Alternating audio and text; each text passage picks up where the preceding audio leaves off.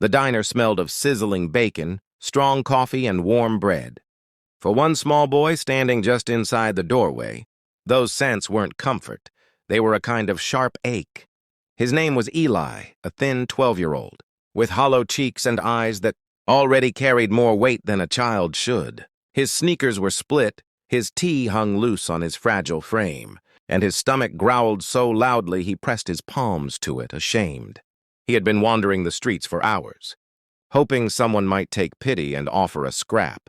Not everyone believed in pity. The diner's manager, a pinched man named Harold, noticed Eli loitering by the counter. Harold didn't see a hungry child. He saw a nuisance, a stray, a problem that didn't belong in his polished, family-friendly place. Eli whispered, barely audible, asking if there was any leftover bread he could have. Harold's face twisted with irritation. In front of a few patrons nursing coffee, he grabbed Eli's shoulder and pushed him toward the door like he was refuse, ordering him to stay away. Eli stumbled onto the hot pavement, cheeks burning with humiliation, eyes stinging. He tried to hold back tears. Heartbreak settled around him, small, quiet, concrete. He watched through the diner's window as plates of pancakes and omelets were carried to tables while he had nothing. He didn't cry out. He lowered his head, slid down the side of the building, and curled his knees to his chest, too exhausted to move. Minutes later, the low rumble of engines rolled down the street. One by one, heavy motorcycles eased to a stop, chrome flashing in the noon sun. Jackets stitched with skulls, wings, and flames glinted as the riders dismounted. Locals angled their heads, whispering uneasily, the Iron Wolves had arrived. 10 men, bearded, leather-clad, tattooed, walked toward the diner with the kind of presence that made Harold straighten immediately. Harold had handled rowdy customers before, but these men weren't the sort you threw out. Eli looked up, startled by the sound of boots on the sidewalk. For a moment, fear tightened his chest. He'd heard the tales about bikers being wild and dangerous. What caught his eye, though, wasn't chains or size.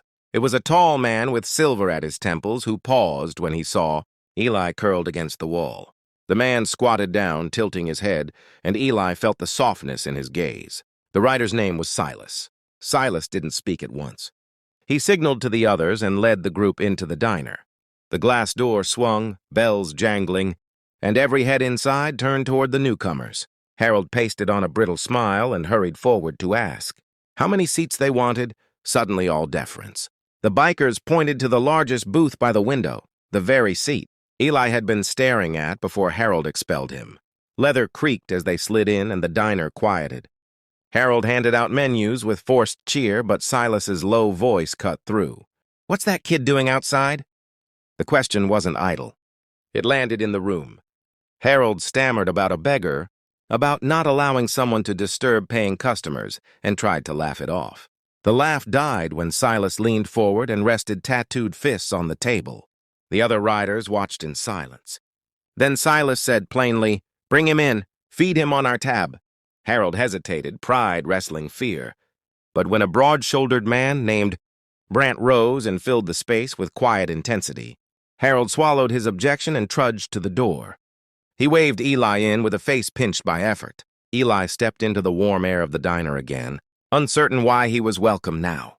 Silas motioned him over. The boy sat on the edge of their booth, hardly daring to breathe. Then the waitress, seeing what had happened, brought plates piled with pancakes, eggs, sausage, and a tall glass of milk, more food than Eli had seen in days. At first he stared, hands shaking as he picked up the fork. He whispered a small, choked "thank you" and began to eat. Slowly at first, then eagerly as hunger took over. The bikers didn't taunt him or make a show. They watched with something like respect. A few nodded. A couple let small, quiet smiles slip. Silas lit a cigarette, exhaled, and said, "Kid, eat what you want. Today you sit with us, in that moment." Eli ceased to be only a hungry boy or an outcast. He belonged, for a while, to a table that refused to judge. Harold hovered behind the counter, simmering, his pride flattened. Patrons who had ignored Eli before now shifted in their seats, whispers of guilt moving through them. The mood in the diner had changed, some lesson being written in daylight with plates and leather as ink.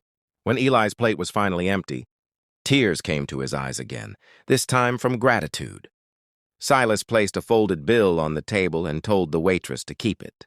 Then he looked at Eli and said, "Remember this. Don't ever let anyone tell you you're worth nothing. You hear me? You matter."